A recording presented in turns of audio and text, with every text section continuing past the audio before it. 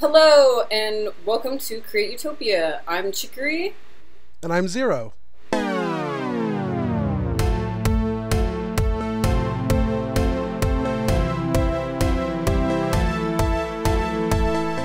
what are we playing today? Today, we're playing Democracy 3, which is a game where you are essentially have already been elected and get to run a country and try to get reelected through cynical manipulation of your populace and choices. Or noble goals, if you're Chicory. What are we talking about? Noble goals and also, I don't know, failure and racism and all these terrible things. Specifically talking about McKinney and sort of how memes, racist memes, and crime spikes in Baltimore.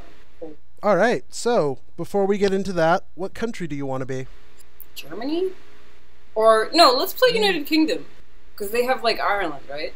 Not anymore, but they did. Northern Ireland. Northern Ireland. Is that the one that was like, we'll go for gay marriage, or is that the other one? I'm terrible.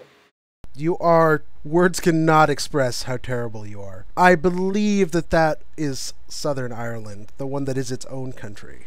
That makes sense. And then, like, Scotland is still, it's not its own country, it's still also part of the United Kingdom. I'm asking this, but I know the answer. They did vote to remain part of the United Kingdom. Okay. And then the Scottish National Party won a whole bunch of seats in the British elections that you wouldn't let me talk about. Okay, continuing on. So this week, actually just a couple days ago, McKinney, Texas became the new focal point of recording the police doing terrible things. Terrible, terrible things. In that, some people got in an argument with a teenage pool party, it seems like. Hail Czar Chicory, yes! No, carry on. The haters, I love that. Okay, haters are gonna hate. Anyway, and haters gonna hate. The swimming pool became this huge scene when, out of like nowhere, this crazy cop, sort of on his own, started harassing all of the black youth there. He wasn't harassing the white kids. He wasn't harassing the adults, just telling 14, 15-year-old boys and girls to sit the fuck down and not move their asses or get their asses out of there. And then out of basically nowhere grabs this little girl and pushes her down, shoves her face in the dirt, and kneels in the middle of her back, and is not great. Hurts her really, really terribly. So, what type of society do you want to make in the United Kingdom? Let's have a very polarized state. So, oh, awesome. Capitalist, patriotic, parents up, that kind of thing. Okay, we're gonna turn Great Britain into a capitalist helicopter parent state? Yeah, we're gonna do that. Last episode we talked about having a friendly aunt society and not having a like a scary big brother thing. This is gonna be the scary big brother one. Or maybe the demanding father country. How appropriate that we're in the United States. Anyway, and so one of the articles is McKinney, Texas, and the racial history of American swimming pools, and how swimming pools have been the locale for racial tensions and racial history for like a long time. That they used to be almost like pools that people would just put in places, or just lakes, man-made lakes basically. And then they became this thing that was very heavily, or in some places heavily, segregated. And sort of how crazy that is. Zero? Yeah. You're doing fine yourself. You wanna... I'm not sure what you're asking about. I was just waiting for your input, bro. Well, so I don't know if your characterization is exactly correct, because weren't the police called in? They were called in. Yeah. The police... So it's not like the guy just showed up on his own. Oh, no, I'm sorry, you're right. I should clarify. The police were called in because the teenagers and, 2 teenagers and an adult were in an arguing match. And the police were called in to sort of pacify the situation. And then several cops were there. The video shows one police officer being relatively calm with the person that's making the video returning his camera or his flashlight and being like, it looks really suspicious when you guys run away from the cops. You know that, you know, but thank you for my flashlight, blah, blah, blah. And then behind him, this guy runs up and is like, you should sit the fuck down. I don't want to fucking run around and find you guys, blah, blah, blah, blah, blah. Everybody else's anger is like, of base anger, of you and I's anger is down here at the bottom of the screen. Original cop is like medium, but held in, reined in, and then cop that comes out of nowhere and eventually is the one that pins the girl down is off my screen. It's my entire arm extended. It's out of proportion for the situation. Even if he is hot, even if it is in the middle of warm weather and he has to wear a lot of gear. I don't think it's inappropriate. Yeah. But, so, you're right. No, it's not like the cops showed up out of the blue. Someone called them in. Right. And when the cops showed up, they only addressed the black people there, despite the fact that it takes 2 people to have a fight.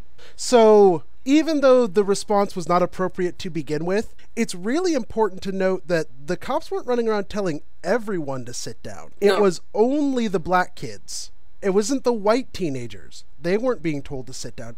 And that there were other police officers around not stopping this guy from doing outright racist things. It's true. I believe that they did come up and grab him when he did draw his gun at a pool party on unarmed teenagers. Yeah, which is problematic. Because what? So previously we've heard the police say this guy was in a hoodie with baggy pants. They could have been carrying a weapon. Or this 12-year-old was playing with a realistic-looking toy gun. It could have been a weapon. But what's the excuse for someone in a swimsuit?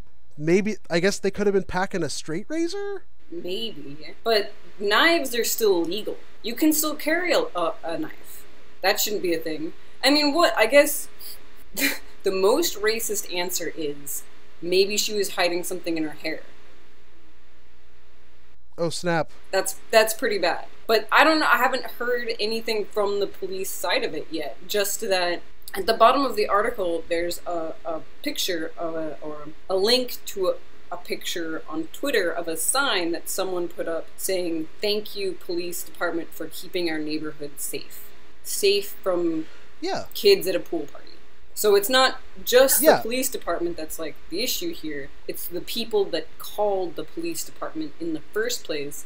And from subsequent videos, it seems like the adults were white and telling these African American kids that they should go back to some other neighborhood, even though they live in this neighborhood. They're from that neighborhood. Wait, you said that subsequent videos make it look like the adults were right to do that? No. No. They're interviewing an adult of, like, one of the kids who's like, I live here, blah, blah, blah. The adults that were in the argument with the kids, with the teenagers, didn't come talk to me. They called the police. And the adults that were yelling at the kids were saying racist slurs and telling them that they didn't belong in this neighborhood. Which is not correct. So let's... Neither factually nor empathetically. True. So one thing we should talk about, and I've been on the receiving end of this before, is often the people who are the most vocal, and this is something I've, experienced growing up in Nebraska, the people who are very, very vocal about how the government should stay out of your business are very, very willing to call the police on people with relatively little provocation. And one of the reasons why I think the chant of small government is so popular is because a large government, by necessity, has to keep a larger amount of the population happy than, say, a local town where you control most of the city council. When you look at Ferguson and stuff, where people are drastically underrepresented in their own city councils, then the chant of small government suddenly makes a lot more sense, because you want a government that will defend the small interests, and you would expect that government to know what's going on, but often they don't, because if you don't trust the police, it creates a cycle where you don't join the police, and so the only people who are in the police are people who all think very similarly. And there are lots of good police officers out there. There are. We shouldn't really treat this as a police problem. We should treat it as more of a cultural problem, because the culture creates the police force. The police force is often a reflection of the culture it's in. Yeah. And when we have a good culture, we have more good cops. When we have a bad culture, we start to see what we have now. There are more cameras now than there used to be. Yeah. So this sort of thing is more evident, but it's not at all new. There's always been racist police departments, you know, in the 60s, looking at Selma, Alabama, where the police were beating up peaceful protesters. At a minimum, even if you assume it only started then, which is a ridiculous thing to assume, but let's go for it. At a minimum, it's been going on for 50 years. And maybe it started with Martin Luther King Jr. Otherwise, it becomes a he said, she said kind of thing, and then you basically have to have part of the privileged group telling the rest of the privileged group, no, you shouldn't think this way, blah, blah, blah, blah, blah. Even though it's often hard for them to sort of understand that their kids or their whoever is witnessing or has witnessed this, which is, I'm gonna say, probably usually kids because they're living away from their parents, at least these days, that see these kinds of things. You know what I mean? That are out there sort of doing their own thing. I don't know, maybe that's an erroneous thing, but you know I don't know. I don't know where I was. Can you explain your assumption a little bit deeper? So two stories. I guess two stories.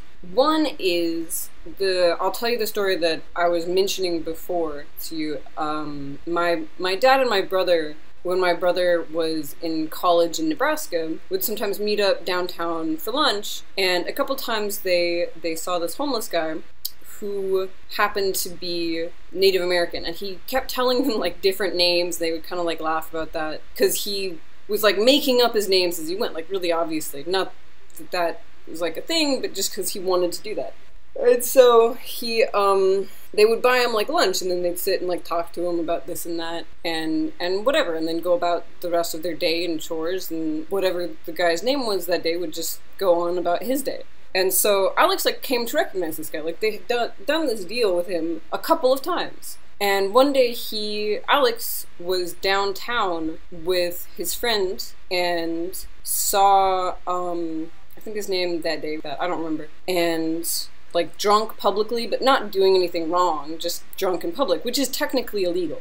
And yes, he was getting arrested for it. And Alex like stopped and stood still and was watching this. Just by himself with his friend, just to make sure that the police wasn't hurting him, wasn't like manhandling him, because the Native American guy was kind of an old guy, you know, he was sort of feeble. And so he was like, you know, trying to care for him, you know, in this sort of loose way, just to be like a witness. He didn't have a cell phone camera at the time, he just had his own eyes. And then later, you know, he was telling our dad this story, and he was like, well, that's funny, blah, blah, blah, blah, blah. So that's sort of stage A.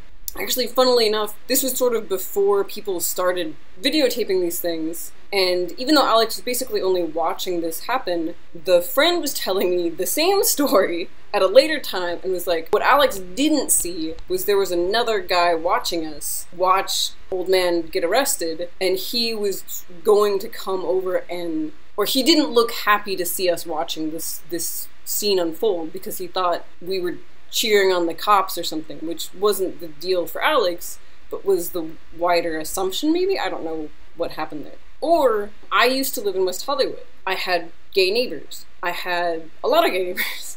It was a cool thing. I didn't mind it. They were quiet people. California. Right?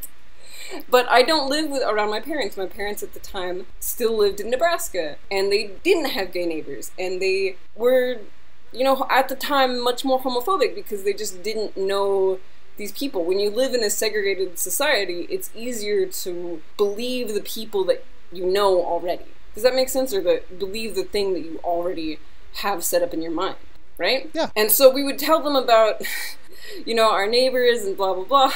And it was like, one of my parents was always waiting for the other shoe to drop for them to hit on my brother or to mess with me and my husband because we're hetero married.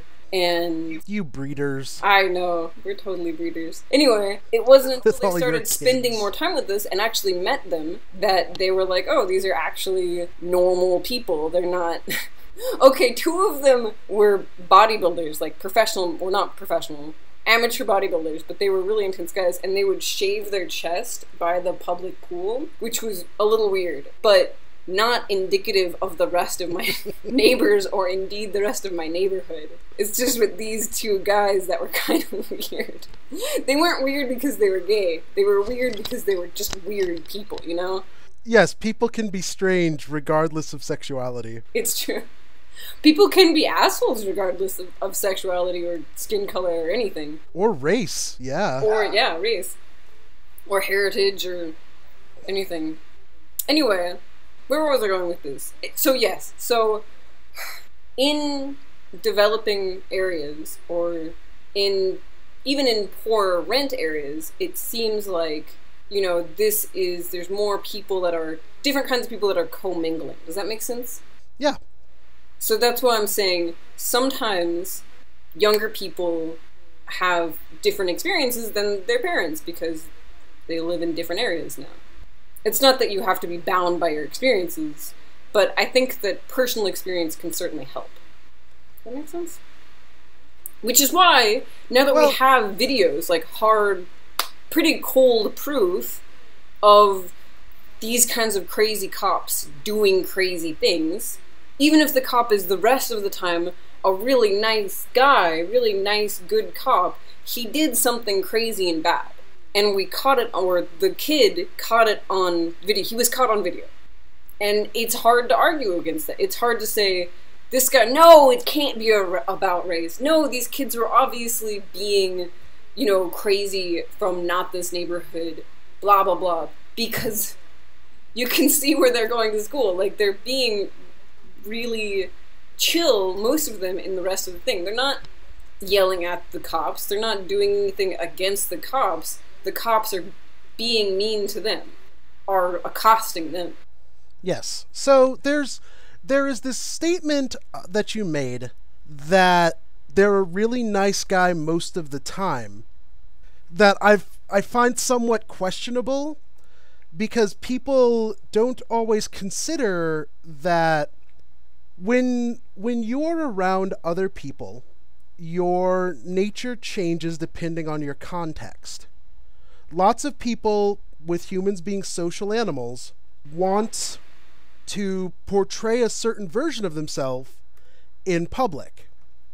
It's like having like a front, right? They always say, be your most true self, but it's hard to do that because you might be one way with one group of friends and another way with another group of friends, or, you know, a class clown in chemistry and, you know. If you are overtly racist, people won't like you in a general sense. But if you say things that are not overtly racist, but say, I live in a neighborhood that's 89% white, and I know that the neighborhood across the way is far more urban, and I can talk about, I can't believe... Go ahead. Sorry, I just put up air quotes for the word urban, which is it's saying that it's black, right? Right? Yeah. And all you do is brag about how much better your basketball team is than their basketball team, despite how many advantages their basketball team has. Some people are going to pick up on that. Or if you talk about how such thugs they are on the court. This is what happens when we talk about coded language. Coded language is a thing that sneaks in, and it makes people sound very innocent, but ultimately it really hurts our society, because those codes seep into the very fabric of the thing. If you see every black person as a thug, it doesn't matter whether or not you think thug actually means nigger. It ends up being just as bad. Yeah. Like it is every single bit as bad to see every black person as a thug as it is to see them as any other racial term you can think of. It doesn't matter whether or not to you thug is coded. If the first thing you say is, well, they were acting very thuggish, it's still bad. Like, you are doing bad things. Whether or not you feel racist, it is a racist thing to say all people act this way. And it's easy because it doesn't require thought, but you have to step in and start saying, maybe it's bad that I think of all these people as being the same. Maybe it's bad and it creeps in everywhere, Because, for example, if you say every single police officer is good, there is no situation where the police do bad things, you are making the same mistake. It's like a positive thing, right? It's like a positive thing about something that's not true. It's like saying that all Asians are good at math. Yes, it is just as incorrect to do that because you are just as badly stereotyping, and that prevents you from fixing things that go wrong. I think... and it is devastatingly important to fix things that go wrong, and that requires you to have your eyes open. I think that it's also... Where was this thing? There's another article that we were talking about that was talking about this cop did this really, really nice thing, which is that he went to this domestic abuse case, and it was, where was it? Okay. Cop didn't expect this letter after responding to a domestic violence call, and so it's describing this scene where this cop, goes to a domestic abuse call and is arresting the guy, and then he finds out that the mom is pregnant and she has this small kid, and all she had for dinner that night was noodles, and the noodles bowl had been overturned from the kids' thing, and they didn't have any other dinner that night, and all they had for the weekend was like some grapes and some like mac and cheese or something very, very small. And so the cop goes and very selflessly goes to his church and gets like some pantry stuff there, and goes to his own pantry and gets some stuff from his wife, and then goes to the grocery store and gets like flour and fruit and cheese and other things that will allow this family to subsist for the rest of the week or whatever until they can get other help. And the cop is like really outlined to be a good guy, and indeed that is a wonderful, wonderful, wonderful thing to do for some other person that you don't even know. This is like the best of humanity. This is what we all kind of aspire to be like all of the time. But the trick is, just like you said earlier, being this way, although the cop didn't tell anybody that he was doing this other than his wife, it doesn't maybe tell us the whole story of the rest of the cop.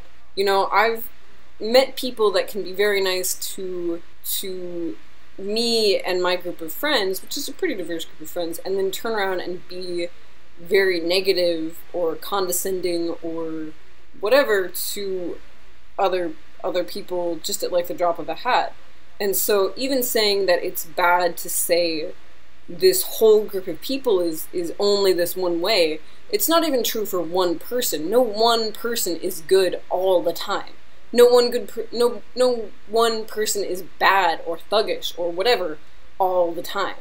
People are complex beings. You know, that's what I was saying about the cop. Even if he was good, or the cop in the video at the pool party, even if he was being terrible in this one time, it's heinous and it's terrible, but he might be a really great dad. I don't know. I have no idea what the rest of the story is. All I can say is, in this scenario, he was acting terribly. Well, so remember back when there was the whole thing in the news about Indiana and gay rights and them signing that law and the combination of factors that made that really bad, and how the news company went out and the news company looked for a group that would say something negative, and so that they could use them in the news. You're talking about Memories Pizza, right? That yes, there we go. Said that they would not cater to gay weddings, even though they don't cater weddings at all. Right. That's an excellent example of where the news wants good headlines. So if it bleeds, it leads. You want stuff that is really cool. It is ridiculous to talk about a liberal media. There are certainly liberal media outlets, but it's the same problem. News ultimately does the thing that is the most attention-grabbing. Yeah. So if you see your group in the news a lot, you really have to examine the fact that you're part of that group if you feel put upon. However, the inherent job, and I believe, I can't believe I'm going to quote Hot Fuzz, but the police have overwhelming authority. In most communities, the police can just lock you up. They don't have to, they can hold you from your job without a phone call for 36 hours. Some people, that will cost them their job. Yeah, absolutely. That is a terrifying prospect. When you have that kind of power, If a You nurse have to use it had that happen to them? wisely. Zero, let me pause you for just one moment. Okay. Anyway, I was saying that when you have that much authority, you have to be extra careful how you use it. It doesn't matter if there are a few good cops or a few bad cops. It comes down to, in a lot of ways, it's really bad when somebody with that much power abuses their power. It is every bit as much abuse as anything else is, and it's in a case where who do you go to if these people are abusing you? You can't go to the police when the police are the problem. When the police do not understand how to address your problem, like when you have hundreds of rape kits sitting around untested, who do you trust in the future? This is a huge issue. People who have these problems really, really, really, really need someone to go to, so the police have to always be at the top. When you sign up to be a police officer, you have to be aware that you have to always be on your best behavior. It is your job to find and catch people who are doing wrong things. But in the process of doing that, you have to do it in a way that is so almost inhumanly immune from reproach that it's very difficult. And it should be a hard job. And it's perhaps unfair because it means you can never slip up in public. But that's the job. Yeah. This guy's amazing. Like, it's really cool he did that, and it's even cooler that he didn't ask for a claim and that someone hunted it down and found a feel-good news story. But that's often the sign of what is a really honestly good deed, is that you're not doing it so that people will say good things about you. You're doing it because it's a good thing. Yeah. Yeah. It's and harder so to find, and it's harder to talk about, and I think that overall, like, this will be, in an opinion piece on, like, the side of the small newspaper, but not headlines on a major newscaster, It's not bleeding, it's not selling. Leading. Yep. Yeah, it's a feel-good piece. It gets buried on the back page. I used to read the back page of newspapers. They were really interesting. And the internet, surprisingly, has a lot of back pages of newspapers. Yay! But that's oh no, a socialist plot. How much do people hate us yet? A lot. They really don't like us. Ha ha ha. I am pleasing capitalists. Do you want to support or criticize the monarch? I guess we're going for patriotism, right? Yes. No! Okay. I changed my mind at the last second. It's like, no, screw the people should be able to do whatever they want with their money, blah, blah, blah. What? Seriously? There's no one in our party? Ha ha! We are instead just steadily decreasing our opponents. We're so unpopular that we're not gaining members, but we are steadily decreasing the members of our opponent's party. That is hilarious. That's awesome. I feel like this is the best. We are actually getting more popular. For real? Yeah, I can see that. Socialist is down, capitalist is up. I'm slowly driving our enemies away. Good. All things are coming together, Zero. Aww. So what do we do with the abortion law? I couldn't raise it. We don't have enough political capital. Aww. I'm just looking for stuff that's popular so that I can just, like, raise that. State schools is good. Everybody likes that. Yep. And it'll help. Don't get me assassinated, So, Zero. yeah. I'm probably going to get you assassinated. Oh, no! It's possibly too late for that. I've gained us a technology advantage. That's good. Our GDP's going up. That's so good. Look at that spike. Look at that. That's why people like us. Look at those little waves right before that where it's That'll like, make you oh, they don't like popular. you at all. I had to spend money to make money. I see that. Okay. Spend popularity to gain popularity. Yep. Good. Now there has to be huge campaigns to love chicory. Czar chicory. All hail Czar Chicory. Yeah. Czarina? No. No, we don't use gendered. Yeah, that's bullshit. It's just Thor, okay? It's just Czar. Anyway, what were we talking about before you got distracted by your unstoppable, unconstitutional power? It doesn't even matter as long as I have power. Ha ha ha. No, we were talking about, what were we talking about? Oh, cops and how they have to be perfect. Cops? Moral authority. Yeah. Authority. That's how we got onto my authority of being Czar and how absolute power corrupts absolutely, and now I'm the most corrupt of it's true. Of Great Britain. We are playing as Great Britain. Yeah. Yeah, we're playing as the United Kingdom, Okay. of which Great Britain is a part. It's hard. It's kind of like America sometimes thinks of itself, like the US thinks of itself as North America. When we hear other countries talk about, oh, that's North America, we're really, it's coded language for, oh, that's the US. But really, technically, it also includes Canada and Mexico.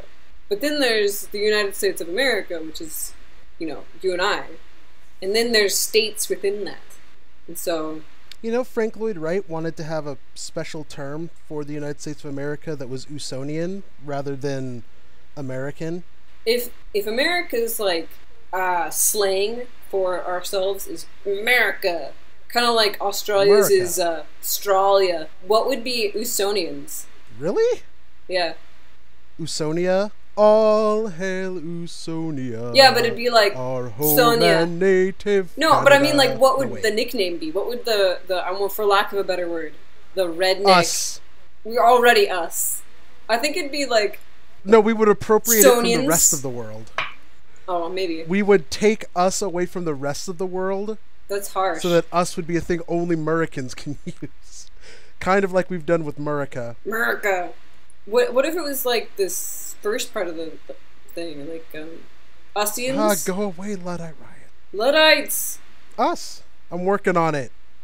Don't even worry about it. You have to remember, I don't know what all of these little symbols are on the screen, and so sometimes I see them for half a second, and I'm like, what is that? Like, what does this mean? So go to this. So there's the little guy with the bags right there, right next to GDP, and then just down and to the right. Yeah. Just down and to the right. Up one. The working week? Yeah. It looks like a pair of googly eyes in the mouth that's like, ah! It's true. If you don't know what it is, that's totally what it looks like. Oh yeah, it's the working week. It makes sense. It does make sense. Everybody's working For the weekend. weekend. So let's get back on topic to the police and people and racism.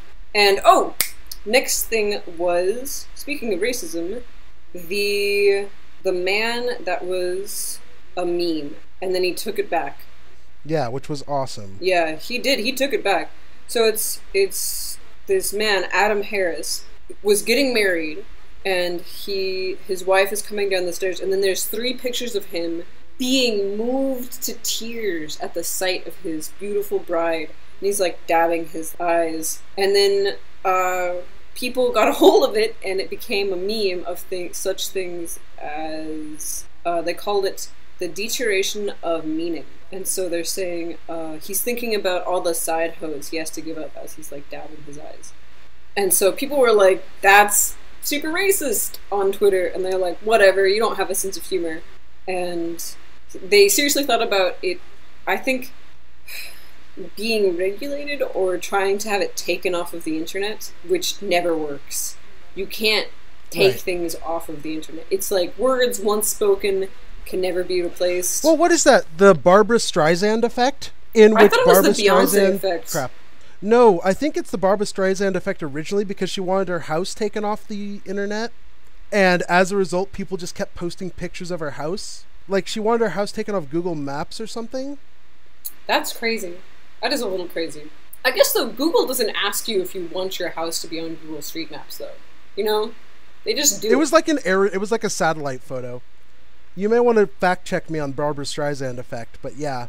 I just think of it as the Beyonce thing because she has that face where she was doing the dance at the Super Bowl. Yeah. She's like, and her thighs are all muscular, which is awesome to me, but other people... she has auntie entity thighs. What? Is that a Mad Max reference? Yes, the Thunderdome. Because Yeah. we were talking about the 121 pounds of chainmail. Oh, yeah! That was awesome. Yeah, so who was the actress? Tina Turner? Tina Turner. When she was being auntie, the person in charge of Bartertown in Mad Max 3, Beyond the Thunderdome, she had on that really awesome chainmail get-up, and apparently it weighed as much as a medium-sized child or a large dog, 120 pounds just on you all the time.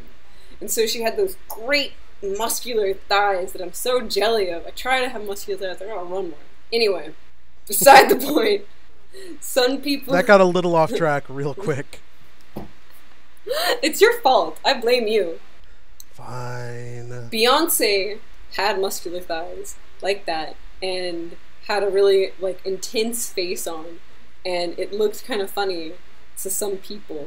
And she asked the internet to take it down, or she asked her lawyer to make the internet take it down. And the internet did not do it at all. And so, similarly, Harris, the concept that this is all tying back into, Adam Harris could have hired a lawyer in an expensive process guided mostly by intellectual property laws and the fear individual users can instill into social networks through shame tactics. But that costs time, money, and emotional stress for something that's already done its damage. It's already out there. And so this is how Adam fought back against the internet and won. He put himself even more out there. He doubled down in going out there and put out this response that was in response to the meme. And so I think maybe every time that somebody tweeted his picture, he had like a bot or something that replied to it with the statement, "Or I was thinking about my wife, but, you know, do you?" And that was from the Meninist tweet. Meninist tweet. Don't worry about it that much. Not worth that much thought. Anyway, Meninist is not like a great. They're the ones that were like, screw Mad Max Fury Road because not worth that much thought. Chicory, back on topic. We're not here to give them free advertising. But they hated on Mad Max Fury Road, and so fuck them. Stop. Nope, not worth it. Don't even. Okay. They've already been given too much thought. Anyway, some people also asked if the flower that he had on his Adam had on his lapel was a banana peel, and his response was, "It was a mini calorie. Jeez." To which I want to add on, class the fuck up. Come on, it's like Googleable. Shame. Yeah, but that's a lot of work. It is a lot of work. And then he says, "I did not respond to that tweet in that way just because my wife was following me on Twitter or because my wife made me. No, it is possible for a man on his own volition to stand up for himself and for his family. Simply reply to something that is wrong and fix it, even with something small such as your order being wrong at the drive-thru. Would you just take the wrong order and go? No, you would explain the mistake, get your food, and then go. Likewise, if someone is defaming mine or my wife's character, I'm going to correct them and keep on. That should apply to all facets of life. Stand up for yourself." Men, some people would just take the wrong order and go. I definitely would. If it was like a drive-thru, I would. I would not. No, I would. I stop in the parking lot and check. I'm that guy. Really? Sometimes, I guess it depends. Yeah, it depends how much I want the thing and how much they mess it up. Like, the other day I was going climbing and we were late, and I was at a chain fast food restaurant, and we were driving out, and I realized that they had given me the same order as my friend, which was a bacon, egg, and sausage thingy instead of a bacon, egg, and cheese thingy. And I was like, we're late, we gotta get going. It's pretty close. Let's just keep going. But that's very contextual.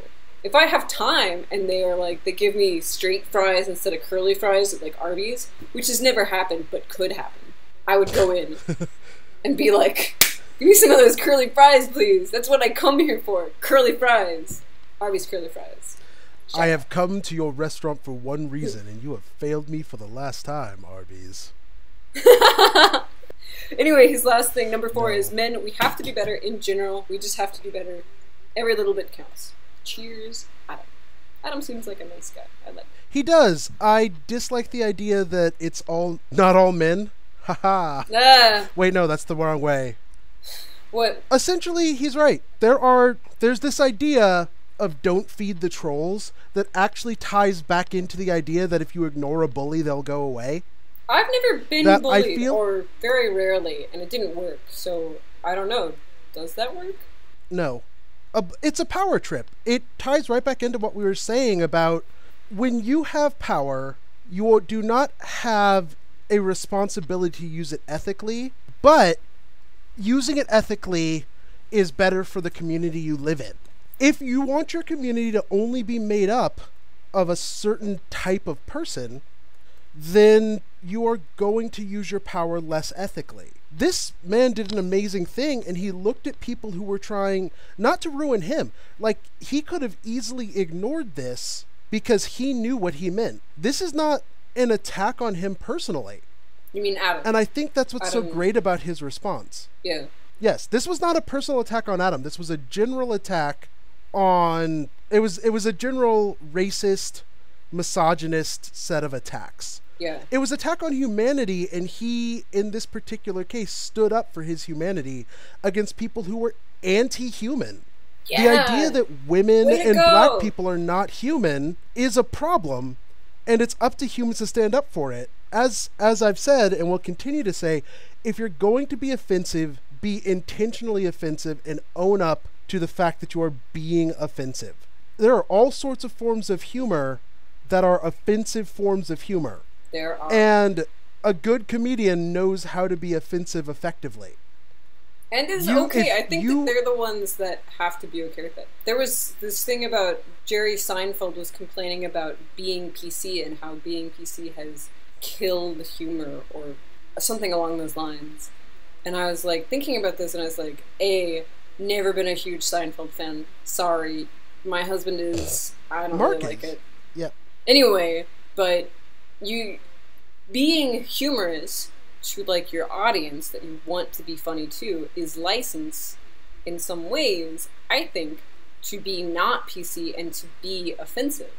You know what I mean? Like, it's poking fun at those kinds of things that are almost like sacrosanct. That's why dead baby jokes are a thing. Well, ultimately, humor comes from a lot of places, but it's really important to note that people in a community build trust. The fact that this is one of the big things that they talked about in Ferguson and Baltimore. When your police come from your community, then you trust your police more. Yeah, because you see them around. And when you see a police officer, see a police officer in uniform doing these kinds of things, going and buying groceries, either for himself or for somebody else out of the kindness of his heart, that makes you trust police officers more in your community. Yeah. And ultimately, when that happens, you begin to trust them. When you build that trust, they can get away with more. That's the ultimate problem in a lot of these communities where they're like, thank you, police, for beating up unarmed black teenagers. They see the police as being a very trusted member of their society because they're not an unarmed black teenager. So they're willing to put up with a lot of crap before it comes back to them. Whereas the threshold for the African American or Hispanic community in that area might have a lot lower trust threshold for the police. Hence why kids would just see police and run away. And run. Yes. That's learned behavior. Everyone who is talking about, oh, well, you should just trust the police and do what they say, is totally ignoring the fact that if you don't trust the police, there's probably a reason for it. And even if there's a good, maybe say 80% of your police force is great. Say it's an amazing police force. 80% of it's awesome. You don't know why it gets this bad rap. The reason it gets that bad rap is because 20% of it is bad. They probably all work in the same area, and you guys don't police your own people. The police have to be able to police themselves, or there has to be an outside unit that can police them, because otherwise it doesn't matter how great everyone is. It's like when you're a band or when you're a comedian. You are only as good as your last performance. If you make a great studio album but cannot perform on stage, then that sucks. Sucks to be you guys. Your band is not necessarily that great. What if they're really good in the studio? If you're really good in the studio and all you ever play is in the studio, then you are fantastic. You're a fantastic band. You just never tour. And there have been bands like that. What if you only have 3 albums but you toured for a long time? Beastie Boys. Beastie Boys have more than 3 albums, don't they? Is that true? I don't know. I guess I don't know how many they have, but I assumed that way because it's a Futurama joke.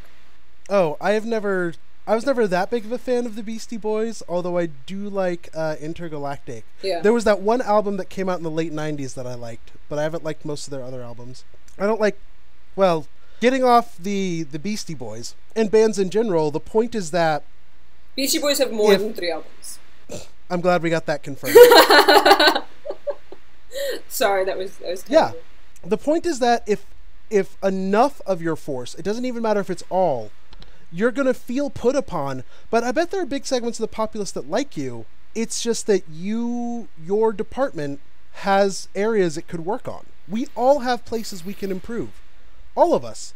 Every single human being, every single group of human beings has places that they can improve on. It's like what I was saying earlier, that no one person is a hero or a monster. Usually people are both. Most of the time. People are always both. Right? Right. Even Hitler flirted with pretty girls.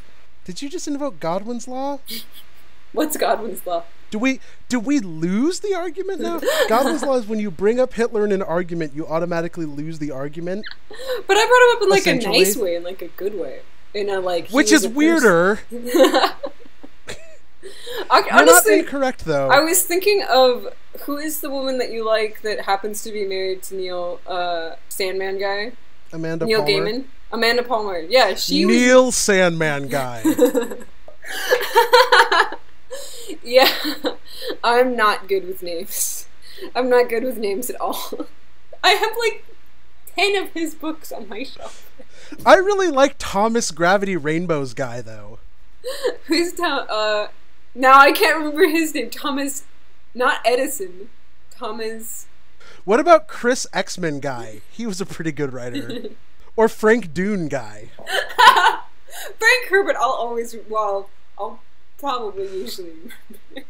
Anyway, did you have more to talk about? I think we're hitting up on our hour. Yeah, just my thought was that Amanda Palmer was talking about... It was Amanda Palmer. She is one of my favorite musicians, and yes. Yeah. What was she saying? She's saying something about if you can not find a way to think like terrible people, but empathize. If you can empathize with people and understand why they do what they do, you are not immediately giving them sympathy for doing bad things, but instead you understand a little bit more about humanity, and that's what makes you a better person. Aaron Diaz, who draws Dresden Kodak, also made a comment that great stories are told through a combination of intellect and empathy. Yes. One of the reasons, to go back to your Fury Road, the reason people like Fury Road is because you empathize with those characters, not just for the explosions. One of the reasons people like Star Wars, the first Star Wars movies have kind of a rough script, but they play well in the Midwest, so to speak, because a Midwesterner is going to be Luke or Han or Leia. Who's Leia? Like, if you're a Star Wars fan... Who is Leia? What now? Any woman who ever has felt trapped and knew that she could... Okay, I'm sorry, I never was, like, had a bond of sisterhood or anything with Leia. I always wanted to be like Han, so... Well, that's because Han's the best. Quantifiable. Rose does not like Han. He is even a scoundrel. Though he's objectively the best Star Wars character. He's mean in the first movie. They're all mean to each other. I had a big discussion that's a tangent that we should write on our tangents list about how perfectly the first Star Wars film captures the impressive Imperial environment by virtue of how mean everyone is to each other in that film. To me, I never thought of them being mean to each other because I was surrounded by people like you and our mutual by friend. Midwesterners. Yeah, because I was surrounded by Midwesterners that are all love each other dearly but are terrible to each other vocally. It is a weird thing about Midwestern friendship, isn't it? Yeah. It's very rare to see somewhere else where you can be so consistently terrible to one another but clearly really good friends. We have the pictures of that time I set my face on fire of Mark taking the picture and Phil smiling huge. Phil saw that picture later and was like, how drunk was I? Not that drunk. Probably a little drunk. It was a pretty good party. I wasn't there, but it looked like an excellent party. I'm really sad that I wasn't there because I'm pretty sure that I would have been torn between laughing and also trying to help you and being like, where's an aloe plant? I need an aloe plant. Blah, blah, blah. Kids, never set your face on fire. It's terrible. It's really bad. Fire breathing, on the other hand, is okay. Yeah, if you get a chance to do fire breathing, especially with people who know what they're doing, I guess we did fire breathing for almost 2 years before I set my face on fire. But yeah, fire breathing is really cool. Setting your face on fire is not cool. Yeah. It's hot. Yeah. Badam ching, right? No. Thank you. Thank you. Yes. That's the correct answer. I was waiting for it, and I was worried you were going to let me down. No, I got you. I got you back. Thank you. So what? Kind of like that police officer had that girl's back. That was a terrible joke. Too soon, not that good. I know. If you're going to be terrible, at least be funny. And that failed. I'm sorry. Yes. My apologies. Yeah. I tried. It failed. Terribly. Anyway. It's okay. This time. People are multifaceted creatures. Sometimes they're awesome. Sometimes they're really terrible. And news is not always... Like, mainstream news is not always the best way to go. Sometimes they make bigger deals out of small issues, or they make smaller issues out of bigger deals, or whatever. Yeah, well, they're a business. They are a business. They have to make money. They gotta meet the bottom line, just like everybody else. Right, so they have to be entertaining. Unless they are, I don't know, funded by somebody that doesn't care so much, or wants actual news. Well, they can be like Democracy Now! And be independent, and get funded by viewers. Doesn't NPR do that too? NPR is government funded, right? Like I don't know, but they always have like drives for. Yeah, I believe they get funding from that and the government, but I'd have to double check. And then the same thing with like PBS. PBS on Sesame Street, they always said funded by viewers like you. But maybe that was a tax thing. I don't know. I was very small when I watched Sesame Street. Sesame Street's great. That show holds up. Yeah, good. So yeah, be good to each other. Things like that. How was the game? Be excellent to one another. Be excellent to each other. Party on, dudes. Party on, dudes. How did we do? Are we getting re-elected? I don't know. We're about to find out. Let's see if we got re-elected. Perfect timing. Come on. Oh, we're looking good.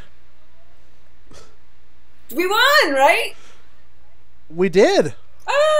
Not by much, but by enough. Actually, we won by a lot, but most people didn't care enough to vote. Oh, that's sad. Hey, of the people who, like, even among the 58% of our populace who bothered to vote. Oh, I see. So 45 people voted for us, 13 voted against us, and 42% of the population just didn't vote. So if the opposition had gotten all of the non-voters, they would have won. Correct. Man, this is why you should register to vote. It's true. That's the take-home lesson for this episode. Yeah, register to vote, because even if one vote doesn't count, you and all your friends bothering to vote could eventually matter. It will eventually matter. Yeah, very true. And then you can also, you know, affect your local government, maybe, if people don't stop you from Alright, so who are we going for? Patriots, 78%. Capitalists, 83%. Parents, 81%.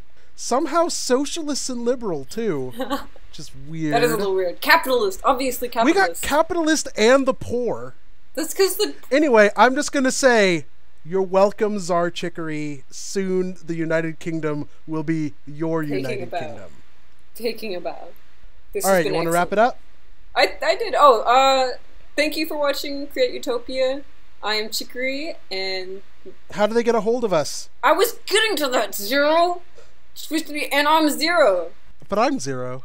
Please, don't comment, but reach us on Twitter. I am at 123Chicory. I'm at Zero Utopia. Also, like and subscribe. Oh yeah, totally like and subscribe so that we can get... When we get 500 subscribed people, we get our own thingy. What do we get, Zero? Tell the people what they get. We can get a custom URL. A custom URL. We can get a custom URL. It'll be awesome. And maybe when we do that, we'll do like a special thing. I don't know. We'll see. Thank you. Bye. Bye.